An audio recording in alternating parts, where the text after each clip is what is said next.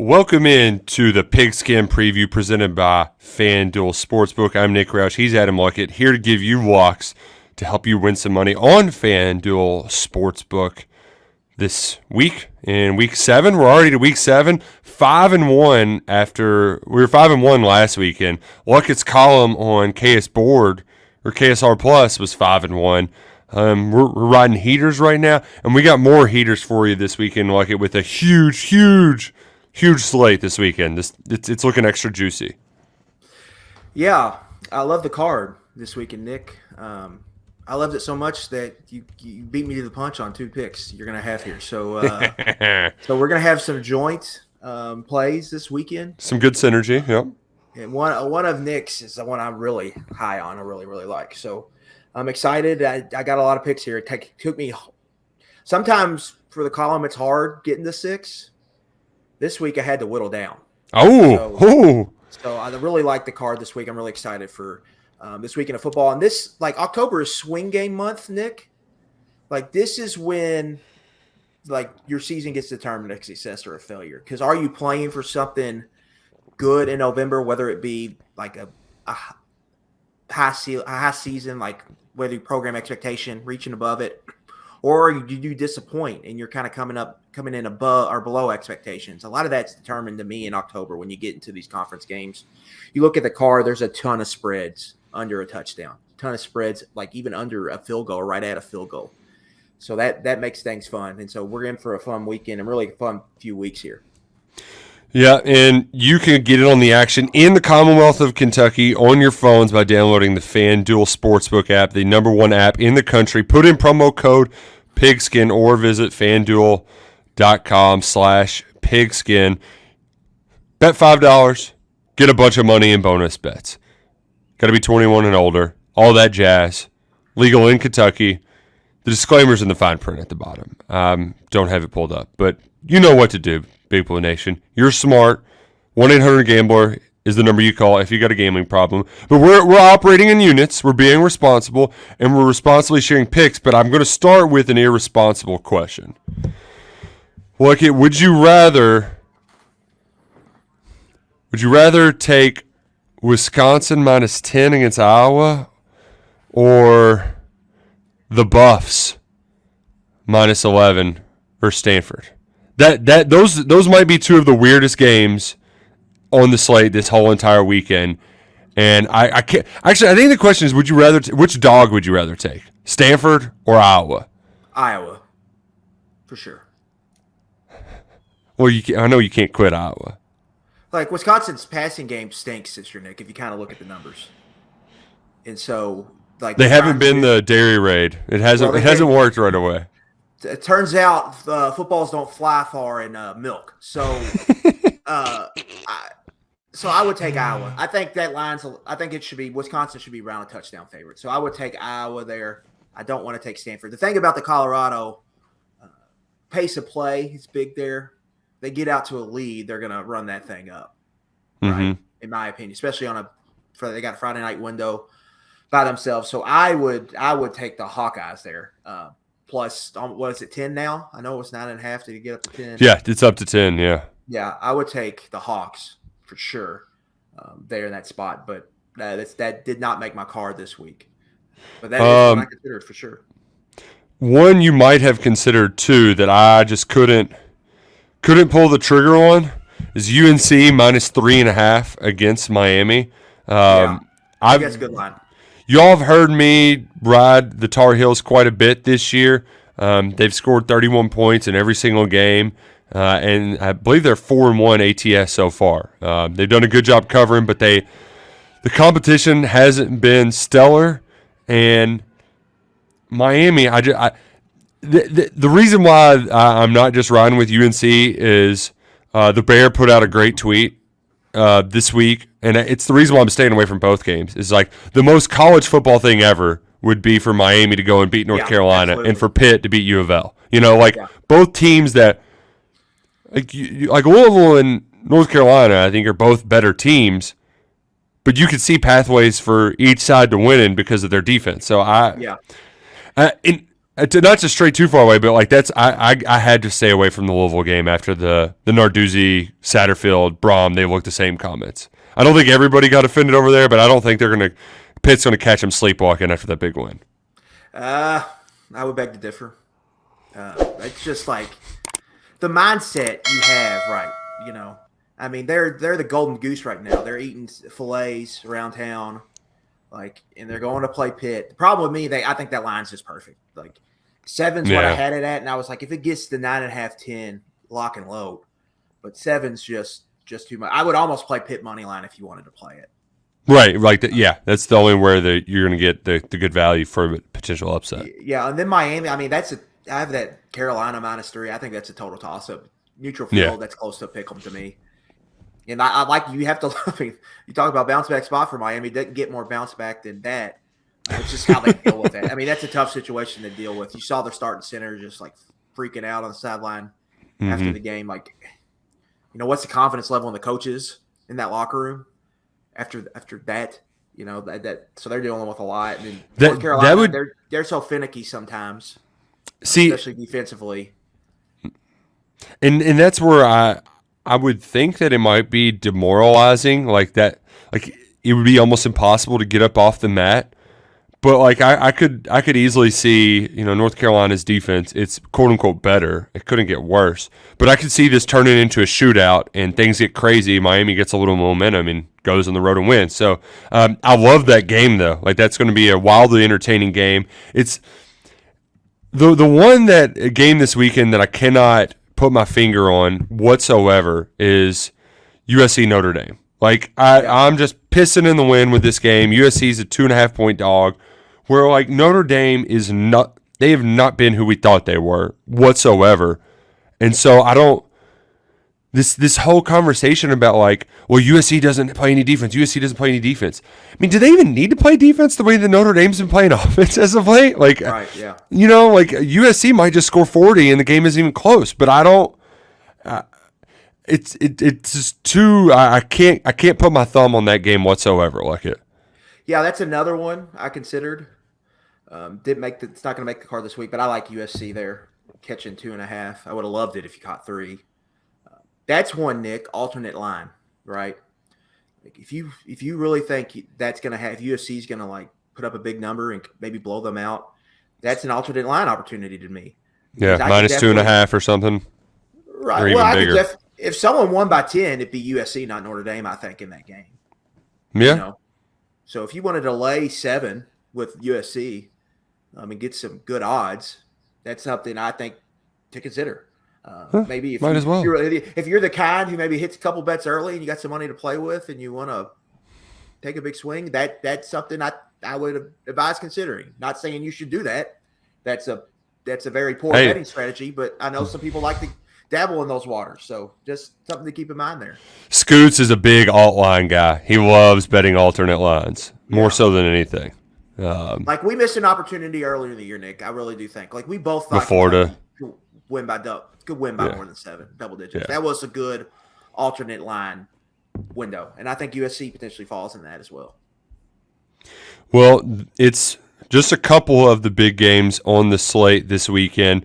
The biggest one where College Game Day is going to be this weekend is the bet that I feel the best about.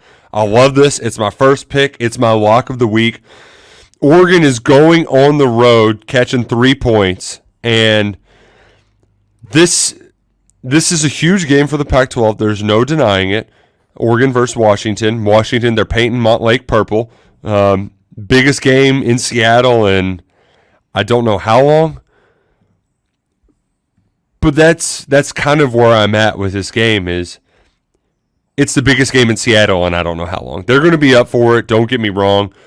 But it feels like Oregon's been in these situations before. This Oregon team has been in that situation before. They were trailing on the road at Texas Tech.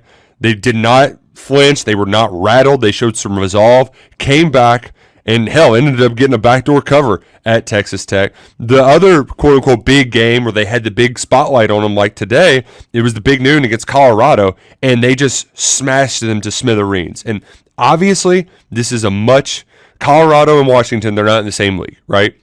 Yeah. But the way that defense played against an offense that could really put up points, Oregon's incredible against the pass, 10th in EPA. And I know that might be, it's about who you play, but like Texas Tech's pretty decent at throwing the rock around. So Shadur Sanders pretty good at throwing the rock around. So I love the Oregon defense in this matchup, getting points on the road in this situation. This feels like a Dan Lanning. He's brought his big boy pants, and this is Kalen DeBoer. This is really Kalen DeBoer's first big game at Washington, right? With a healthy Michael Penix. So I'd say first huge home game, yeah. Yeah. So here's your chance. I'm taking the team with a better defense, even though I'm sure some folks are highly enticed by playing a high over here. I'm not falling for the points trap. Yeah, I think you kind of hit the nail on the head. It's 2 top 5 offenses, but Oregon, to this point, defense has clearly been better. Most notably, Washington. Both teams are iffy against the run, but Oregon's got the better pass defense. Mm-hmm. So to me, like I look at this, I think you hit the nail on the head, but there's a couple other things I think going Oregon's way. It's a revenge spot after last year. Washington went into their house and pulled an upset last year. So you've got that. And then Oregon in this series, Nick, has just dominated them from an against the spread perspective. Washington, I believe they're 15-3 against the spread in this series. The Ducks are. Mm-hmm. So you add all that up, I think the wrong team is favored here. I would have favored Oregon in this matchup. All of that adds up. Like the Ducks here, especially for getting that field goal. It's one you really have to consider for a money line play here. I did a little BOFA. It's plus 125. I got to say too, be online watch for some of these because I made these picks last night. Oregon's +3. They're +2.5 in some. Yeah, they've been +2.5 most of that I've seen this week. Yeah, I was able to get it at 3. I've got the similar story for my next pick too. That's a line I'll be watching as well. Luckett, who's your first pick? Yeah, familiar team for those Kentucky fans here watching this. Going to Nashville, Georgia, going to lay 31.5 with the Bulldogs. Wow, that's a big number. That's a big number. Now let me kind of explain this, okay? Clark Lee at Vanderbilt, 2-7 against the spread against ranked foes. Georgia has 3 straight covers in this series, all north of 30-point spreads. Or at least the last 2 were. 2 consecutive shutouts against Vanderbilt. Like, not only they're covering the 30 spread, they're winning like 50-0, 60-0. 5 straight games, Vandy hasn't scored a touchdown against Georgia. So, for me, I'm looking at this here. I'm going to assume here that they're going to let Carson Beck rip it again. Yeah. I think that leads to Georgia getting out to a very fast start, quick lead, pro-Georgia crowd there in Nashville. I see Vandy having a hard time scoring throughout the game. I'm going to lay it with the Dogs. I think this offense can go and score 45-plus points as long as they're letting him throw the ball. My only worry here is do they get run heavy? That would be the concern. But I have faith that that's not going to happen. I think Georgia is going to take off like a rocket ship after what we saw from Beck. Really, if you kind of look at Beck, Nick, they were really dinking and dunking the first few games. These last 3, they've kind of let him rip it. Yeah. And you've seen in the second half against Auburn, he made some big throws, and then he was awesome against Kentucky. I think we'll see something similar this week. So I'm going to lay the big number here with Georgia, but it's a line I think should be around 35. So okay. You're getting close to another key number here. So I'm going to lay the 31.5 with the Dogs on the road. For my second selection, it's one of those things like it where we try to use our brains on this here Pigskin Preview to let people know our kind of line of thinking, some bad habits to avoid. But I have bad habits of tailing teams that cost me the week before. It's my biggest. What do they say? I just can't help myself. It's irresistible. Maryland last week was beating Ohio State at halftime. I had the over, and they just did not score in the second half. Ohio State could have punched it in and hit the over. But Maryland is playing a very bad Illinois football team. They're at home, -14, 2 touchdowns. In all 3 games, all 3 home games this fall against all 3 games as a favorite, they've covered at home against Big Ten opponents. And the other thing, too, is that the defense actually isn't that bad. in Maryland, and I know Illinois kind of sucks at everything, but like Illinois is not going to be able to throw the ball if Maryland gets out to a lead. And I think Illinois is so bad, and that Maryland's going to come out after that second half stalwart and just throw the ball over the yard. So give me the Terps minus 14 in College Park. This is another line that's moving south. I think it's at 13.5 right now.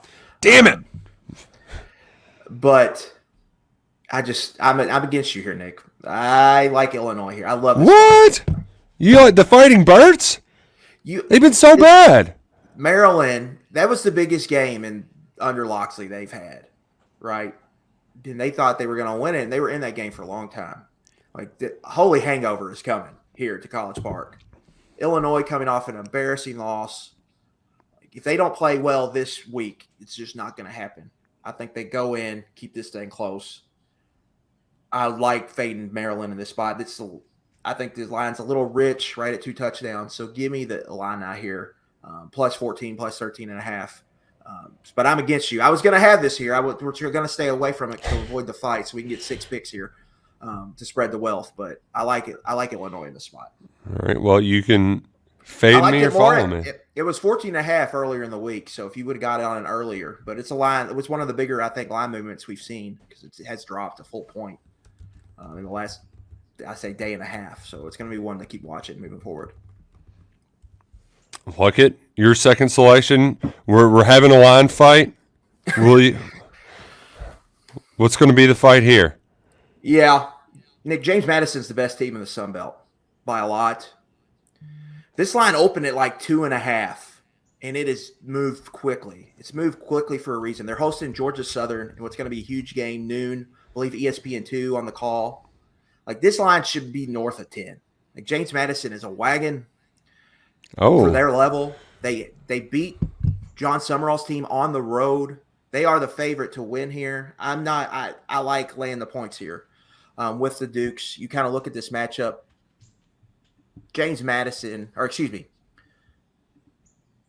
Southern is very pass heavy with Clay Helton. They're throwing the ball all over the yard, but James Madison has a really good defense, and I think they're going to be able to slow down that passing attack. Specifically, they're going to get them in long down and distance situations, and offensively, I like their matchup against what has been an iffy Georgia Southern defense. I think that line's moving north for a reason, so I'm going to go ahead and jump on it, lay the 5.5 with the Dukes.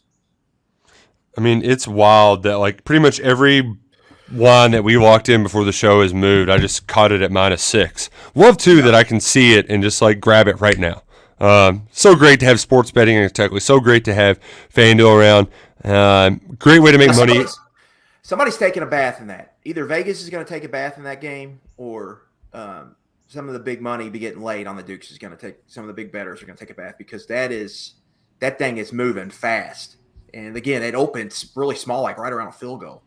And it's already up to 6. And it could keep moving north. So we jumped on the Dukes a little late, but we're gonna lock them in at 5.5.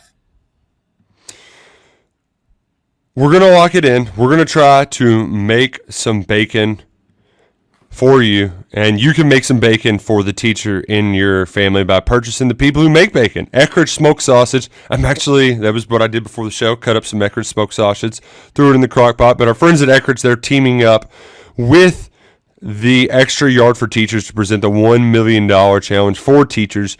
Nominate the teacher in your life by visiting Eckrich.com, going to the promotions tab, signing them up in this county in Central Kentucky. Share why they deserve up to $1 million. Up to $1 million. You got the deadline is October 26th to sign up. If your teacher is selected, they'll get a chance to go on the field for the Alabama game to throw a football through a hoop for $1 million. If not, they're still going to get money towards their community. So Eckrich.com, go to the promotions tab, sign up the teacher in your life for the $1 million challenge for teachers. Help funding schools across America. Help funding schools in Kentucky with our friends at Eckrich. My final pick, Luckett. This is one that I actually have not locked in because 90% of the bets are on the home team. The people are fading the Florida Gators, and I don't understand it. Maybe it's the because line hasn't moved. It's staying put, even though 90% of the bets are on. Because I'm hoping that I could get that full 3. But it has stayed put. You're correct. And you know what? I might just go money on it. Even though it is a short money on right now at plus 114. But you've shared the Billy Napier stats as a dog. He's good as a dog. Yeah, 17-6-1, 10 outright upsets. But here's the thing about Florida. Not only is he good as an underdog, Florida's just like, I'm just going to hop on the wave, right? Like right when Florida thinks they're good, they're going to fall back down. Right when Florida fans think they're terrible, they're going to bounce back. And here's the part about South Carolina. I mean, they're the it's just Spencer Rattler and a bunch of dudes right now. They've got a defensive end playing wide receiver. Their best receiver is hurt. Nobody's blocking for him. Mertz has been accurate enough. He'll be able to move the ball down the field. Everybody gets pressure on Spencer Rattler, even though Florida hasn't done it a lot. And as you mentioned on 11 Personnel last night, the Florida secondary, the pass defense has been pretty good. They're second in the SEC right now. So I just don't – it's not like they're going to get thrown off guard by Williams-Brice Stadium. I think they're going to come in and control them at the line of scrimmage, right? Because the last time they were in this spot, they got their asses punked by Kentucky. I don't think it's going to happen again against a weak front offensive line for the Gamecocks. Yeah, Florida gets their left tackle back. They get Trevor Etienne back this week. They get the starting safety back this week. All were out. I think you look at this game, Nick. Florida matches up well because they have a good pass defense, and South Carolina's very pass heavy. I mean, their pass rush should be good enough to cause some havoc. But the real matchup in this game is just this South Carolina defense that gets to run for the third year in a row is really bad. They're 100th in success rate, 112th in EPA, or 110th in success rate in EPA per play. They're just bad on defense. They've never stopped a run under defense coordinator Clayton White. So that's a good sign for Florida. Florida's going to come in, be able to run the football. Graham Mertz is going to kill them in quick game like he's done every team this year. And defensively, I think they're going to have enough to slow down Rattler. I like Florida here to snap that ugly away from home streak they have currently under Napier. I think the wrong team's favored here. I like the Gators to go into Williams-Brice and get a win. I just think this matchup is really good in Florida. And then you add in Napier's history as an underdog, but Beamer's been good at home. I believe he's 7-2 as a home favorite, but I really like this matchup here. I think Florida has got the advantages. They're going to be able to run the ball and move the ball consistently against that South Carolina front. And defensively, they're going to be able to limit some of that South Carolina pass game. So give me the Gators, a healthy Gators team, more healthy than they've been the last couple of weeks. Give me the Gators here if they finally get a big road win. Well, Luckett, I'm feeling good. I'm feeling great. I like that we've got pick synergy. Typically, you beat me to the punch when we share our picks together, but I got you this week with two of them, so I'm glad we're on the same page here. I saw this last line, and I worry about betting stinky ACC teams. I just don't think any of the teams are good. So it scares me. It scares me. Yeah, this game right here, Wake Forest going to Virginia Tech on the 3:30 ACC network, like the biggest stink window you could get. I look at this, and I just think Wake Forest has a better run game. And not great, but they have a better run game and they have a better defense. So say that, and then I'm getting points here. And Dave Clawson, I would give an advantage in the coaching matchup in this game. I think the wrong team's favored here again. I would have favor Wake. Last week we were on Wake in the column as a road dog against Clemson. So jumping on them again here. Plus 1.5, wrong team's favorite, and you're catching a point. Now this one, the line's moving the opposite way. I think Wake will open -1. But I'm going to trust my eyes, my numbers here in this matchup. So give me the Demon Deacons plus 1.5 at Virginia Tech. The Deeks. I get so excited looking at the board. It's just so much fun. I love it. Yeah. And again, like that Florida one, I mean, that's one of my, we'll see. I might stick my foot in my mouth, but that's one of my favorite plays of the year. Like, I just really like that. And you saying that at 90% of the money's on South Carolina makes me like it even more. Oh, yeah. I love when the public's riding. Public's very dumb at times. I'm even wondering, like, do I alt line it? if I'm going to play money line, like, is -1 that much different? I don't know. We'll see. We get to play around on our FanDuel Sportsbook app. It's a lot of fun. And just a reminder, use our code PIGSKIN. It helps us out when you sign up. We greatly appreciate it. Looking forward to this Saturday where, hell, I'm actually kind of liking, we're recording this Thursday morning. Houston, West Virginia could be a lot of fun tonight on Thursday Night Football. That line scares me because it should be more than it is. But Houston's right there under a field goal. That makes me want to lean towards the home dog. But Neil Brown and his team's they're off to a great start and they're having a really good year. Oh, well, the Hogo Bowl, that's going to be fun. Yeah. Taylor Swift, she's going to be in Kansas City. I did want to give a few NFL thoughts. Because usually, like the NFL, it's one of those where I like having a few days to let them marinate. So I just kind of like have some like, I kind of think this, and then day of, it's like, all right, I've taken enough information, time to pounce. Did you know Desmond Ridder has not lost a home football game since he was on Poplar Level Road? Many people are saying, I think I was at his last home loss. Many people are saying that the only team he can't beat at home is the Male Bulldogs. Is that who it was too? It's probably who it was, right? His junior year? I think they lost to Trinity his senior year, but probably his junior year. But that wouldn't be at home if it was Trinity, It's got to be at home. That's what I'm saying. It was probably his junior home. They probably lost to Male. Yeah. I think he might have got hurt one game in the one year they lost in the playoffs to Male. I think he didn't even play. I think they played a freshman quarterback. Yeah, so the Falcons, the NFC South is fun to, like, if you just time it out right. Like, I don't think any of the teams are very good, but if you time it out right, I think you can hit it there. I also kind of like the Jags back at home after a big win. I know it's a divisional matchup. I haven't looked at the records because they have weird records against them and their divisional foes. But like they're facing Gardner Minshew, Colts backup quarterback. I like Gardner Minshew coming off the bench. I don't like him with a week to prepare. Yeah. Yeah, and that Jags defense has been pretty darn good. I think they'll be able to already too. That's a quick 1-2 game to start the season. Twice in the first 6 weeks.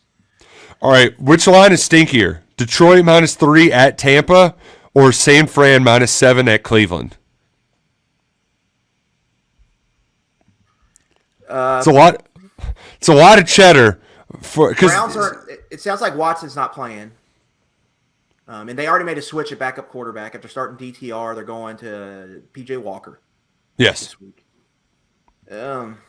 I mean, like the Eagles killed the Bucs at home in Tampa, but the Bucs have been plucky. I know. The thing with the 49ers is they've been so great that, like, it's got to – I mean, eventually they're going to – yeah, eventually they're going to stub their toe, especially against a really good Browns defense. I mean, say what you want about offensively, how they performed this year, but they have a good defense. Whereas, like, Detroit, they might go down and just score 40 points. I mean, they could do that to Tampa. They're kind of a wagon. And Tampa feels like a fraud. Like, what are they, 3-1? Yeah. It feels like a little fraudish. I don't know, man. That's a hard one to answer. That's the NFL lines. It's just they're both stinky, man, and that's why you got to kind of say them out loud, let them marinate. The other thing I'm marinating over: Rams Cardinals over 48.5 points. Second week back with Cooper Kupp, like they could just score a ton of points. It's a lot of points. Like NFL, you have to think so much different because the game is so much shorter and the run defenses are so better. Like the totals and the numbers they're so much smaller. This is hard. My Bengals are laying 3. I feel like that's too many points. I don't, but I kind of liked it. I mean, I could be talked in because what if Burrow's back, and if they can get T Higgins was limited on Wednesday, but it looks like he's on track to play. If they're back against that Seahawks pass defense, which is bad, they're going to have a big day. If Burrow's back. I need to know Pete Carroll's record off of bye. Like that's like dumb stuff that I love that I haven't looked up yet, but I know that stat's out there somewhere because they could be lining up. I like the Seahawks skill weapons, like they've got enough because that could be another over game, right? I mean, that's what I was about to say. I'd like to look at the total because the Bengals defense has been very iffy to start the season. Run defense that's you being bad. They got generous. Kenneth Walker. So that over could definitely be in play there, especially if it's like low 50s. Yeah. 45. Yeah, I like that over. We're cooking with grease. We're cooking with grease with our friends at the FanDuel Sportsbook. Pigskin Preview, a lot of fun. We've got the Cats, 7:30 SEC Network Showdown. Luckett, I'm doing the thing I normally do, and I'm getting more confident as we get closer to game time. Weather forecast, not looking great, Bob. We've got some 25-mile-an-hour winds, potential rain, 50-degree weather. I will say, I think what the weather it meant was like gusts. So, like, they could have random gusts in the stadium. But I think right now it's 10 to 11 miles an hour. Okay. So like through the game. But it's gonna be chilly in that stadium, like in the 50s. Yeah. It looks like it's going to rain early in the day, and then there could be a couple pop-up showers in the afternoon into the evening. So definitely some football weather coming to Kroger Field, and we'll see how Kentucky responds. I mean, it's a big moment for both, and really both sides. I think the spot favors Kentucky, but you got to go out and play some football. You got to go out and tackle. Yep. I think that's really important this week. One thing that I don't want to be a thing that we're talking about on Monday is the kickers on both teams. So you got the thicker kicker. He's a freaking wild card. He'll hit a 60-yarder and then push a 35-yarder. So, something to keep an eye on in that game. It'll probably get close to game time, and I'll probably just take the Cats 2.5 because of the situation. The stat you mentioned the other night, being a close home favorite, I think there's a little bit of overreaction factor. In being at home, I cannot overstate the potential for that environment. I just think you got to use logic here too, Nick. Now, this is an unpredictable thing we're talking about, but both these teams are coming off demoralizing losses. One is returning home. The other is hitting the road. Yeah. Like the home team is going to have an advantage here. And that should matter. Now, whether it plays out like that, we'll have to see. Yeah, but a lot of it's just going to be determined on how effective is this Kentucky offense. Like, there's some indicators pointing Kentucky's way. But what if Kentucky's pass defense is just awful? And then everything's out the window. So there's a lot there. I think it's a tough matchup in a lot of ways for Kentucky, but I like how some things are pointing in their direction. I think it's pretty close to a 50-50 game, where I didn't think Florida was like that in kind of a similar spread. I definitely think this is a tougher matchup for Kentucky. So we'll just have to see how it plays out, but it's a huge game.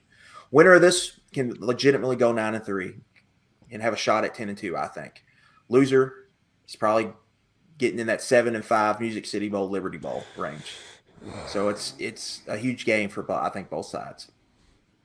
7:30 Saturday night at Kroger Field on the SEC Network. Adam Luckett and I will be there, ready to rip and roar for KSR. A reminder, if you aren't on KSR Plus, on KS Board, it's popping right now. I mean, that was a thread that somebody started, that this board is popping, and it wasn't us. It's a great time, and you get 50% off right now to sign up for your first year with our Mizzou Madness special. A lot going on around the Big Blue Nation. We appreciate y'all following us throughout the season as we hand out picks, and in the wise words of Mark Stoops, we're just getting started, bro.